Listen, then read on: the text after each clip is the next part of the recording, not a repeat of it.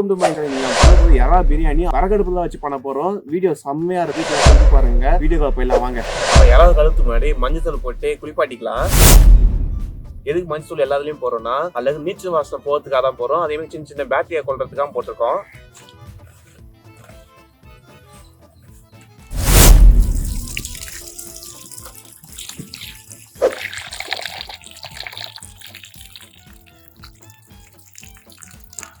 பிரான் பிரியாணிக்கு நம்ம 1 கிலோ வெங்காயத்தை வெட்டிக்கலாம். நம்ம 1 கிலோ வெங்காயம் வெட்டணும்ல, அதே மாதிரி நம்ம 1/2 கிலோ தக்காளி வெட்டிக்கலாம். நம்ம பிரியாணி வாசனைக்கு புதினாவை டீன் எடுத்து வச்சுப்போம்.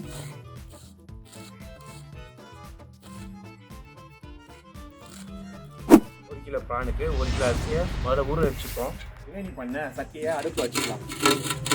ரீஃபண்ட் ஆயில் ஒரு 200 கிராம் ஊற்றிக்கலாம். 50 கிராம் நெய் ஊற்றிக்கலாம். வாழைக்கு பட்டை லவங்கம் எல்லாத்தையும் போட்டுக்கலாம்.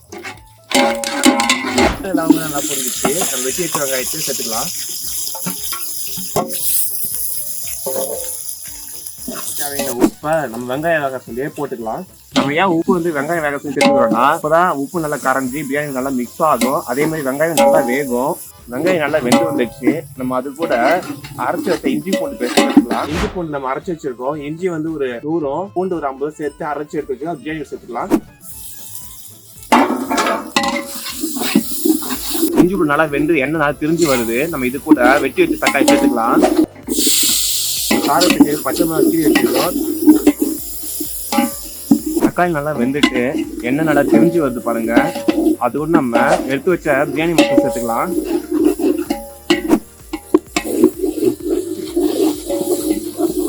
பிரியாணி வாசனைக்கு வெட்டி வச்ச புதினாவை சேர்த்துக்கலாம். தண்ணியா ஊத்திக்கலாம். நம்ம கழுவி வச்ச இறாவை பிரியாணி மசாலா சேர்த்துக்கலாம்.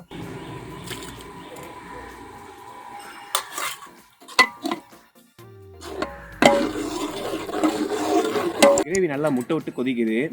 நம்ம உப்புட்டிக்கலாம்.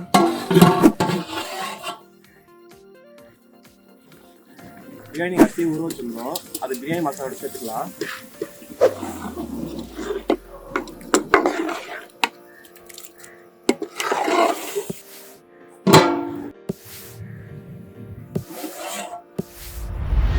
தண்ணியும் நல்லா கரெக்டாக இருக்கும் போது தெரியுது. நம்ம ஒரு 5 நிமிஷம் தம் போட்டு விடா பிரியாணி அப்புறமா ரெடி ஆகிடும்.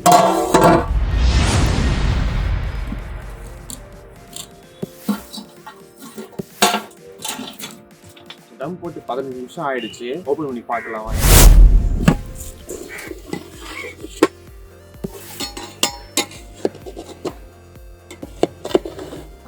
அரிசியில புழு மாதிரி வெந்திருக்கு.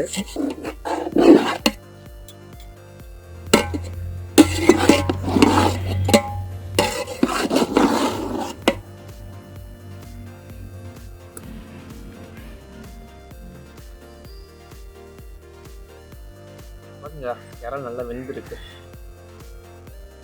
பிரியாணி நல்லா இருக்குங்க. அதுவும் சீ ஃபுட்டில் செஞ்ச இறால் பிரியாணி அற்புதமாக இருக்குது. இது வரைக்கும் நான் மட்டன் பிரியாணி சாப்பிட்ருக்கேன், சிக்கன் பிரியாணி சாப்பிட்ருக்கேன், ஏன் காடை பிரியாணி கூட சாப்பிட்ருக்கேங்க.